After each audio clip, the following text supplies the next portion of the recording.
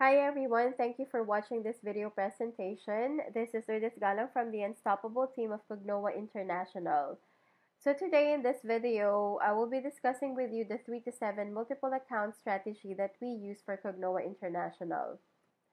Okay, so na-present sa'yo yung business ng Cognoa International and nagustuhan mo yung marketing plan at nagustuhan mo din yung potential income na pwede mong kitain dito. And at the same time, nakita mo yung benefit and advantage kapag kumuha ka ng 7 accounts sa Cognoa International. Ngayon, ang tanong, paano kung wala ka pang budget para sa 7 accounts? So, ito po yung pwede nating gawin na strategy para makumpleto mo pa rin yung 7 accounts or makuha mo pa rin yung potential income ng 7 accounts kahit na wala ka pang budget ngayon para sa 7 accounts. So, ito lang po yung gagawin natin. My advice is for you to get the 3 heads or 3 account strategy.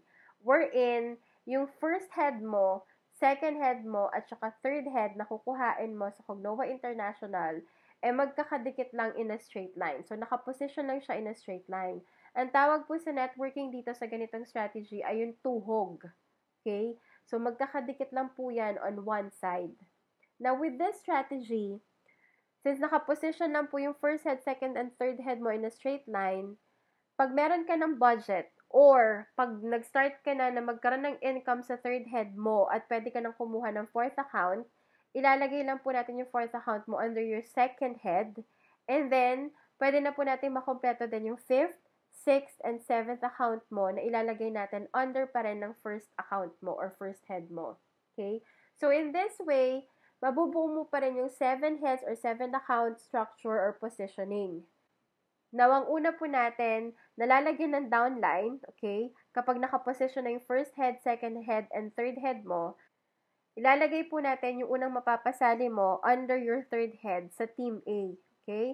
And then, itong napasali mo na to, kapag meron din siyang napasali, tuturo natin sa kanya na ilalagay din po niya yung napasali niya under sa Team A din po niya. And then, yung duplication part po is at ituturo din natin dito sa mga downlines na to na under your Team A na yung mga unang napasali din po nila ay ilalagay din po nila under sa Team A nila. And then yung mga susunod po na sasali sa kanila, ilalagay po nila sa Team B nila para makabuo po ng network. And at the same time, kumita po sila ng sales match commission na 2,100 pesos. Okay? So, ganun din po. Pag meron ka din ulit na pasali, pag meron ka din po ulit na pasali, ilalagay natin yan sa Team B at ganun din po yung strategy na ituturo natin na itong napasali mo sa Team B, pag meron siyang napasali, ilalagay din niya sa side ng Team B. And then, duplication, ganun din po ang ituturo natin sa kanila hanggang sa makabuo po din sila ng network at magkaroon din po sila ng mga sales match commission.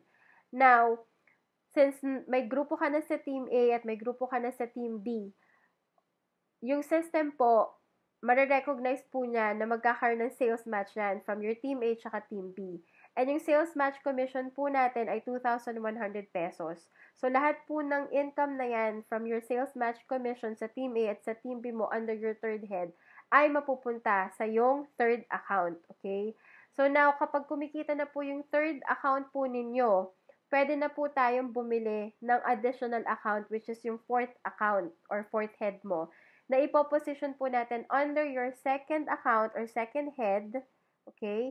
And then, ganun din po. Syempre, pag may napasali ka, ilalagay mo siya sa Team A mo. And then, duplication, ganun din po ituturo natin. Yung mapapasali ng downline mo sa Team A ay ilalagay din niya under ng Team A niya.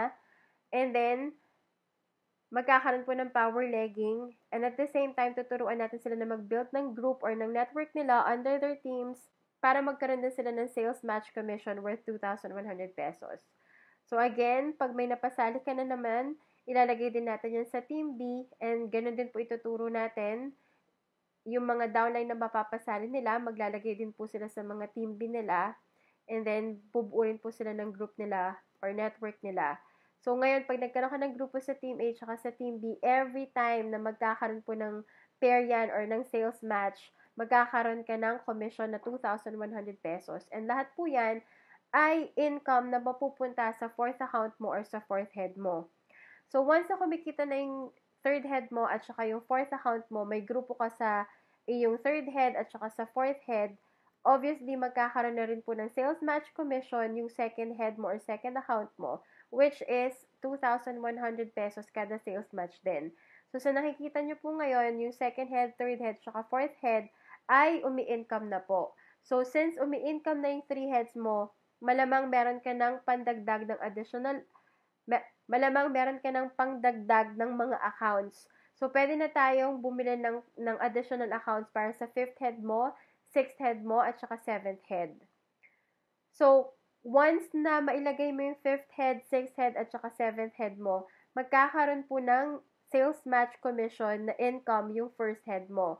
So, magmamatch yung 2nd head, saka 5th head, magmamatch yung 3rd head, saka yung 7th head, and at the same time, magmamatch din po yung 4th head, saka 6th head. So, tigto 2,100 pesos po lahat yan. So, naglagay ka lang ng additional 3 accounts na lahat din naman yan sa'yo under your first head, meron ka na po income kagad na 6,300 pesos. Okay. Now, pag meron ka ulit na pasali, lalagay mo yan sa 7th head mo at una mo lalagyan is yung team B naman.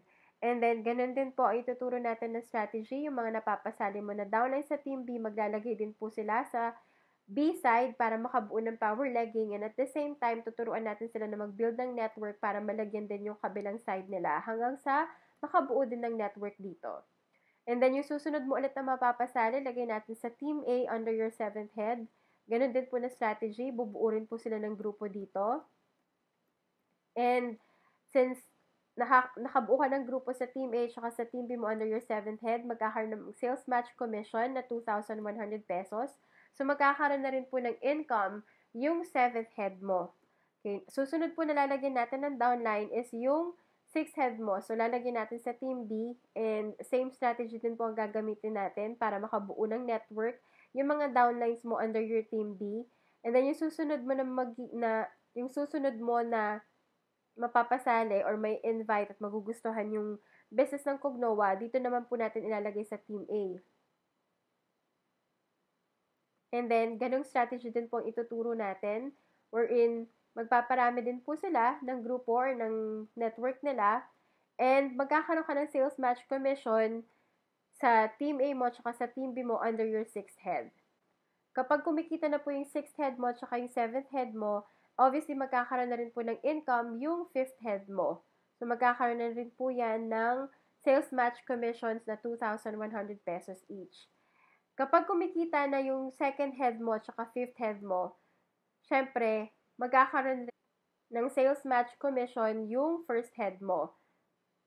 Okay, so, sa nakikita mo ngayon, nagsimula ka lang sa 3 heads, nabuo mo yung 7 heads pa rin dito sa strategy na to. So, lahat na yan magkakaroon ng income.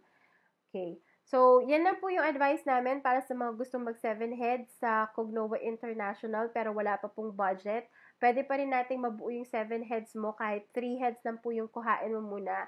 With this strategy, makukuha mo pa rin yung potential income na pwede mong kitain sa Cognoa International for 7 heads or for the multiple account strategy of 7 accounts. Okay, so that's it for now. If you have any questions, just contact us through the details that you're seeing on the screen right now. You can either SMS or Viber us. You can visit our website or you could message us on Facebook. And if you do have any questions at all sa ganitong strategy or kailangan mo ng tulong sa mga positioning or strategy mo, don't hesitate to contact us. Okay, thank you for watching. Bye!